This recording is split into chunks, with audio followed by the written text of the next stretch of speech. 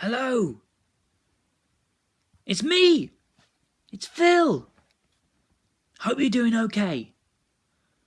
Now you may notice that this morning in church I am not there. And the reason why I am not there is because I got scared. So I decided to find a nice, quiet place to be all by myself in and hide away. So please, please do not tell anybody about this message, and whatever you do, please don't tell the bishop. Thank you. Now I'm wondering today what it would be like if Christians like ourselves decide to hide away. What would it be like if Christians decide to stay at home rather than tell people about Jesus? Well, I think the world would be a lot worse off. I think we would be missing out on a huge opportunity, and I think we wouldn't be doing what God called us to do. However, I have to admit that sometimes telling people about Jesus is the last thing that I want to do. Sometimes I feel scared and out of my depth, and sometimes I just want to hide away. Jesus in Matthew's Gospel spends a lot of time telling his disciples that if they're going to follow him, they're going to expect conflict, they're going to expect rejection, and they're going to have a lot of division, even division among their own family. To follow Jesus isn't going to be an easy ride.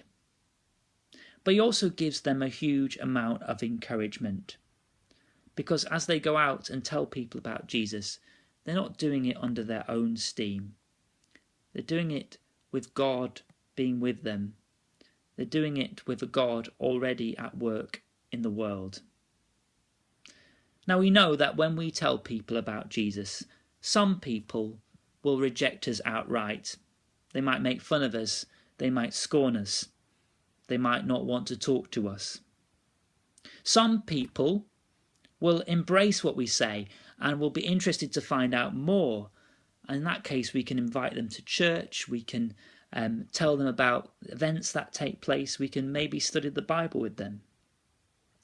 Quite often, and I think this happens more often than not, people don't absolutely reject us, but are not that interested.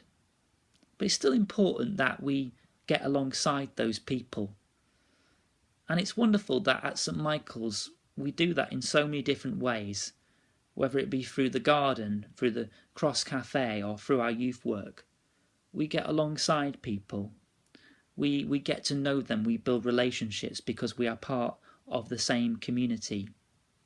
And we look to ways in which we can tell people about Jesus, sometimes directly, sometimes not directly. All of this is part of the huge challenge of how to be a welcoming church and how to reach out to people. And the difficult part of this is that we don't always see the fruit of the work that we're doing. Sometimes our church doesn't grow in huge numbers. Sometimes the people who we invite to church don't come on a Sunday. Sometimes the people who might attend church once never come back. As a church, we've got to be always searching and working out how we can be a welcoming church and what's the best way of getting alongside people.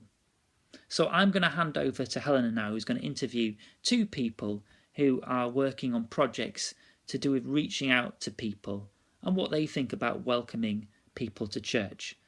And I want us this morning to think about what it is to welcome people and what it is in our own lives that we can do in helping to do that.